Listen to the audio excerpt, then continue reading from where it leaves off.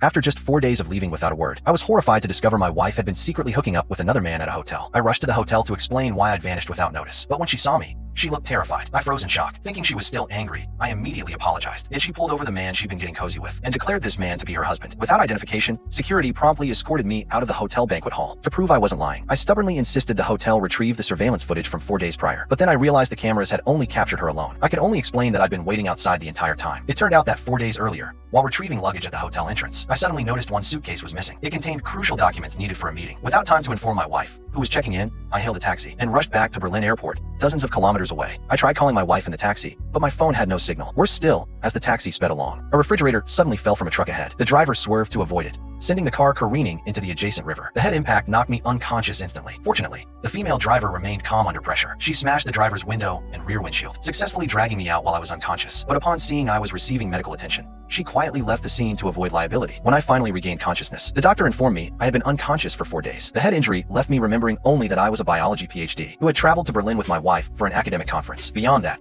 most memories before the crash had vanished. Even my wife's phone number was completely forgotten. With no other options, I searched for clues in a watch I carried and a botanical guide filled with numerical codes. Yet beyond hazy fragments of time spent with my wife, my mind remained a blank void. Just as despair overwhelmed me, a news report about Prince Shada attending the Global Biotechnology Summit caught my attention. Despite my incomplete recovery and against the doctor's advice, I forced myself to the conference venue, the Adlon Hotel. Unexpectedly, the scene described at the beginning unfolded. Though I didn't appear in the surveillance footage, I insisted I was the real doctor. To prove my identity, I asked the hotel to search for my information online, but all that came up were profiles of that imposter. Even my colleague Rod at Landermer University was completely unreachable at that moment. I never imagined I truly couldn't prove I was myself. Facing the police about to arrest me, I had no choice but to soften my tone with the hotel manager. I told him I'd just been in a car accident, which caused my memory confusion. Then, under security surveillance, I left the hotel. But just one intersection away, unwilling to give up, I immediately got out of the car. Unexpectedly, the very next second, I nearly got into another accident. After that, I found a small inn nearby. Even though I offered to pay extra for the room, the owner still kicked me out because I didn't have a passport. With nowhere to stay, I had no choice but to call my colleague Rod again. But all I heard on the other end was still just voicemail. Just then,